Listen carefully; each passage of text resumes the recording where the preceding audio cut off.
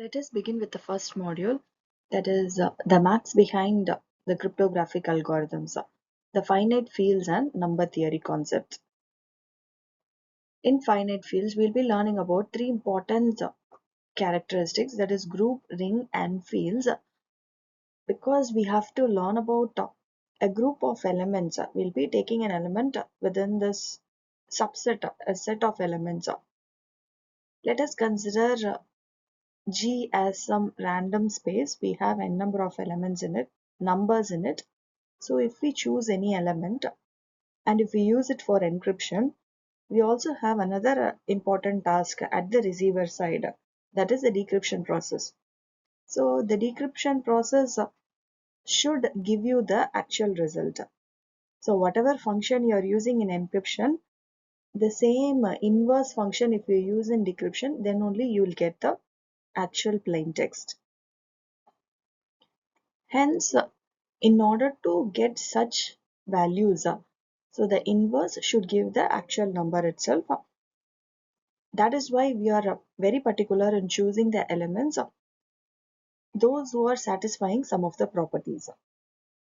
So they fall under group, ring and field. In this video, we'll learn about the group. A group is referred to as a subset of G comma dot, and this dot is referred to a binary operator.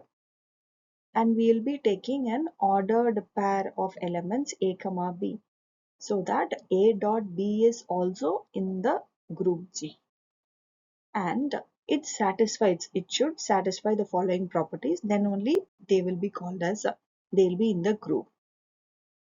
So these are the list of properties. First, it's the closure property. If A and B belongs to G, then A dot B is also in the G. And then comes associative law. A dot B dot C is equal to A dot B dot C. And then the identity. E dot A, any element A, when it is multiplied in any form like E dot A or A dot E, it should give the same element A. Then comes the inverse property. A dot A inverse should give you the inverse identity element. And then comes the commutative property, which is A dot B is equal to B dot A. And if it follows the commutative property, then it is called as an abelian group. If a group has finite number of elements, then it is called as a finite group. And here the order is equal to number of elements in the group.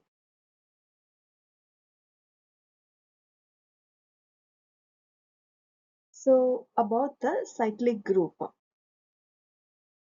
Here an important term, exponentiation, is given that plays a major role in our cryptographic calculations. So how it will be defined? A to the power any power x, then it means that many number of times it is repeated. So that's why it is called as exponentiation, is called as a repeated application of the group operator. A cube is equal to A dot A. And then the identity element is given by A to the power 0, which will give you the identity element. Anything power 0 is 1. That's why the identity is given like that.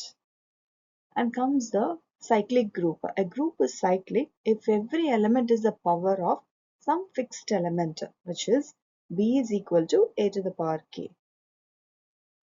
And here A is said to be the generator G of the group. For example, additive group of integers is an infinite cyclic group generated by element 1. So this is all about the basics of group.